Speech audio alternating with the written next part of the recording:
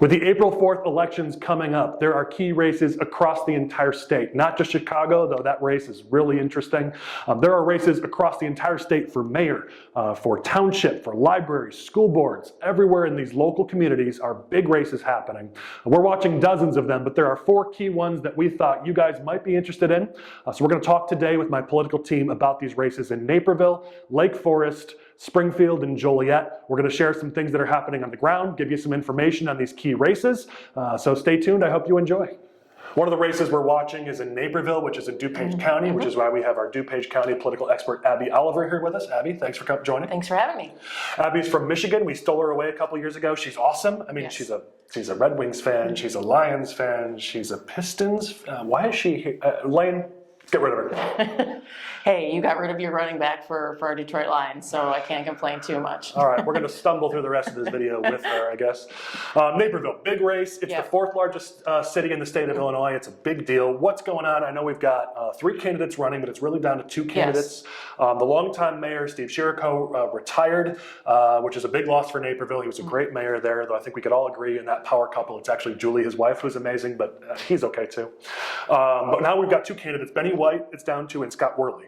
What are you seeing in the race right now? So this is a really interesting matchup. Benny White, I think, very much resembles what the city is moving towards in terms of its progressive policies, and Scott Worley very much represents what Naperville has traditionally been, which has been a conservative town that's a destination for people to be at. Benny White has been being supported by Democrats. He would be our first African-American mayor here in the city. And then Scott Worley, he's from the Scott Worley family, very well-known name in Naperville, and has been traditionally supported by Republicans.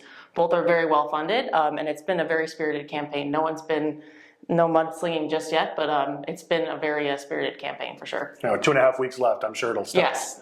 And as you said, Naperville has certainly been changing. It used to be a sort of the center of red DuPage County, and as people have been moving out of the city, moving into Naperville, the politics have changed. The last I saw the numbers for a municipal race where it's now 40% Democrat and just 33% Republican, which is a huge change from even just a decade ago. How are you seeing that play out in the race?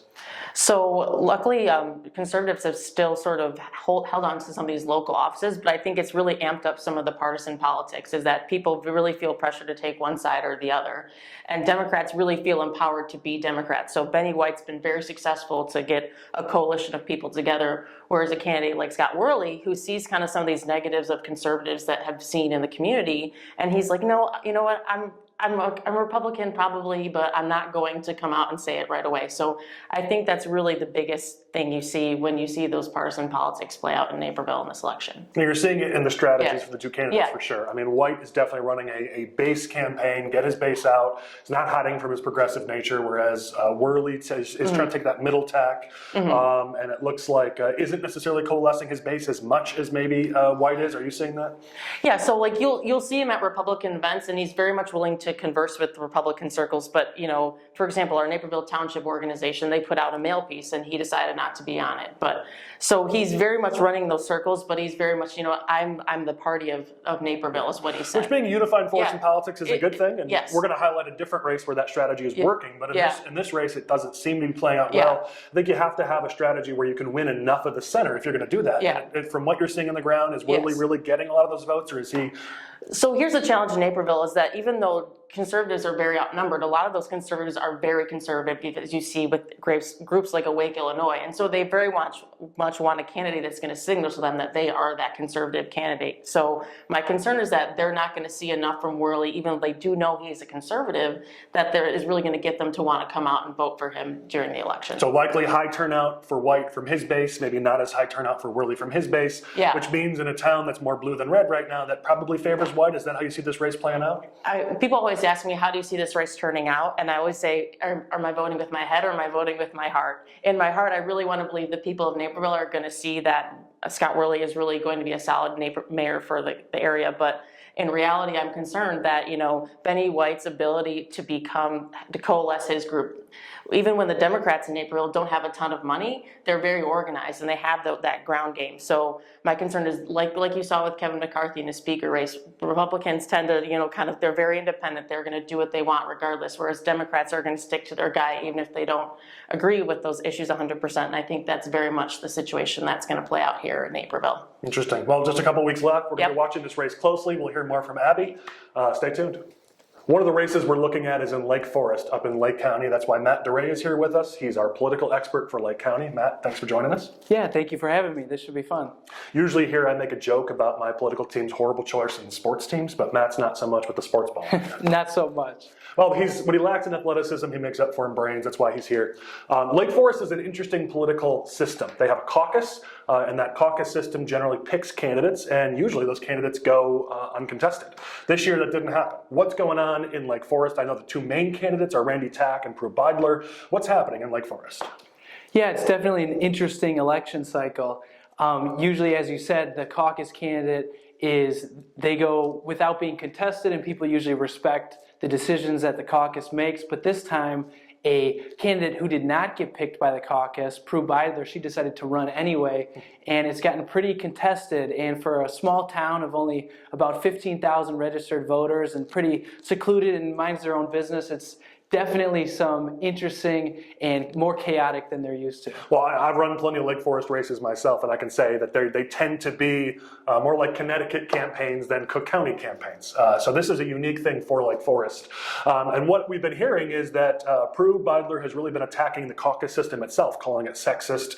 Talk about that a little bit. What's going on with that? Yeah, it's interesting because she's taking kind of the anti-establishment approach. And Lake Forest, this caucus is very well respected, and she's saying it's been run by men for too long, or that the people who are all making the decisions, they're kind of biased, and she's taking an approach saying we need an outsider. But a lot of people in Lake Forest, I don't know if they're ready for that. They still really respect the caucus, and a lot of people seem to be getting behind Tack, even with all of Beidler's attacks against him. It's interesting. I mean, the town, Lake Forest, is pretty red. It's about 45% Republican, about 31% Democrat in a race like this. So you've got to imagine Tack has the advantage. Is that what you're seeing? I would guess so, yes, definitely.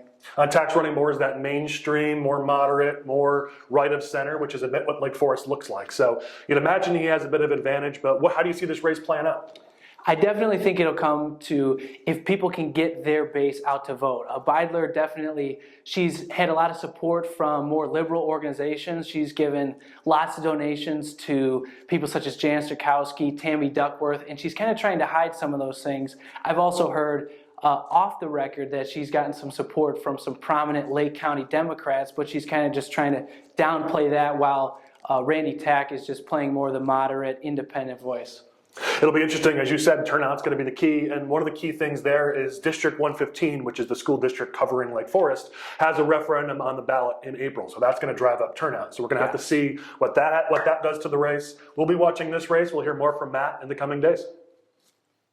Another very interesting race, maybe the most interesting race in the whole state right now, is in Springfield, our state's capital. People forget it's also a city. As a matter of fact, sixth largest city in the whole state, right in the center of Illinois, and it's a huge campaign between the incumbent and a challenger. I have Michael Butler, our political expert for Southern Illinois and a bit of Central Illinois as well with us. Michael, thanks for joining me. Happy to be here. You know, this race has turned out to be a hot one between the incumbent, Jim Langfelder, and the challenger, Misty Buscher, who is the city treasurer. And this race has really gotten hot. What are you seeing? It's been interesting. So the incumbent mayor obviously is highlighting a lot of his perceived successes over the course of the last 4 years.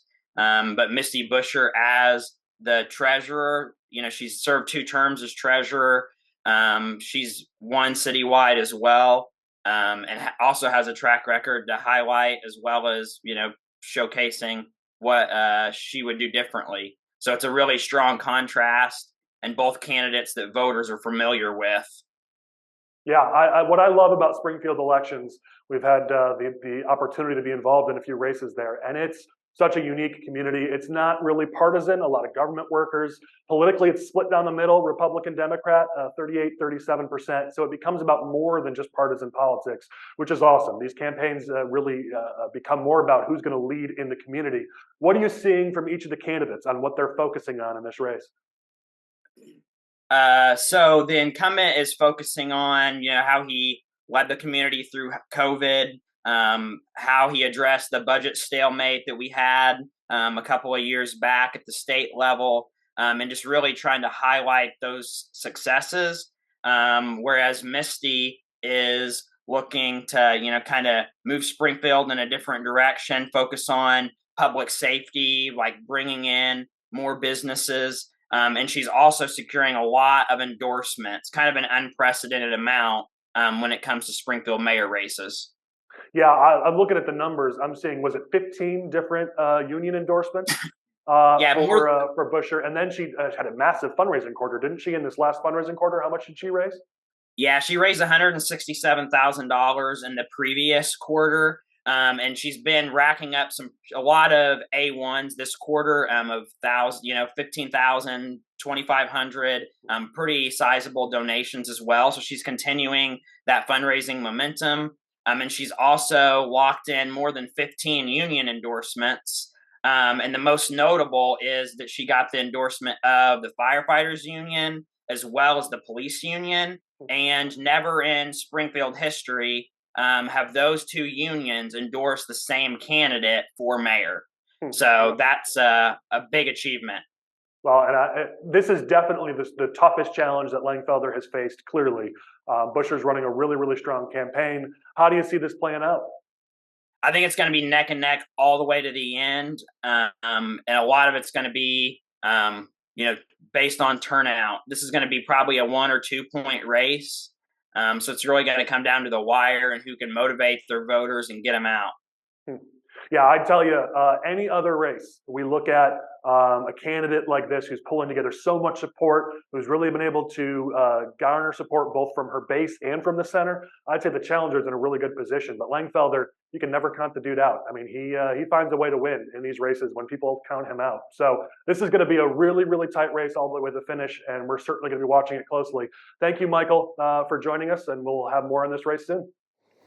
A race we're watching closely is Joliet. The third largest city in the state of Illinois has a mayoral election. That's why we've got John here, one of our political experts, here to talk to us about the race. John, thanks for joining. Colin, thanks for having me on today to talk about the Joliet mayor's race. I mean, ultimately, he's a Cubs fan, so for that, I don't really forgive him, but otherwise, he's smart, and we're going to talk politics. The race is coming down to the incumbent, Bob Odenkirk, and the main challenger is Terry Darcy. There's a third candidate, but it really has turned out to be a two-person race. John, what are you hearing on the ground there in Joliet? Yeah, so right now we're hearing that it's a competitive two-person race between incumbent Bob Odenkirk and car dealership owner Terry Darcy. Darcy is running to the right of Odenkirk and is, relying on his money to help give him a shot in this race, while Odenkirk is relying on his union network and the Irish political network to help have him, be competitive. One of the interesting things we noted in this race is Joliet is pretty deep blue. I mean, it's ultimately why Will County tends to go blue. Joliet in a municipal election is 49% Democratic voters and only 22% Republican. And so when you see two candidates, and Odenkirk, who's more moderate, and Darcy, who's running a little bit to his right, that's a unique thing to see in a city like Joliet. Is that how's that playing out in the campaign strategies? It's playing out in the fact that, mainly within the issues. So obviously crime is a big issue in this race, like it is all across the suburbs, but it's also playing out in development issues. Odenkirk and Darcy are focused on both developing the city of Joliet, but where they differ is in the projects that they want to focus on. Darcy is focusing on, some expressways and the Peatone Airport, while Odenkirk is focused on some housing development and more infrastructure projects within the city. So how does this race play out? A couple weeks left in this election. How do you see this playing out in the race between the two? This race is getting very expensive with both candidates being extremely well funded. At the end of the day, Odenkirk has the benefit of incumbency, unions, and the Irish political network, which carry a lot of weight in the city of Joliet, and city insiders are confident that that's going to carry Odenkirk to victory. Yeah, and usually when you see someone running against an incumbent, you need to see the challenger have a really strong narrative for why the incumbent needs to be fired. We haven't seen that from Darcy yet. There's still time, but the clock is ticking. The race is almost over, so we'll keep watching this. John's going to keep us informed, so stay tuned. As you can tell, some really interesting races in this state. We're going to keep you informed with just a few weeks left in these elections, so stay in contact with us. We'll make sure to provide you information in the coming weeks, including some key on-the-ground information that you're not going to get anywhere else. So stay tuned with us. We'll make sure to keep you informed.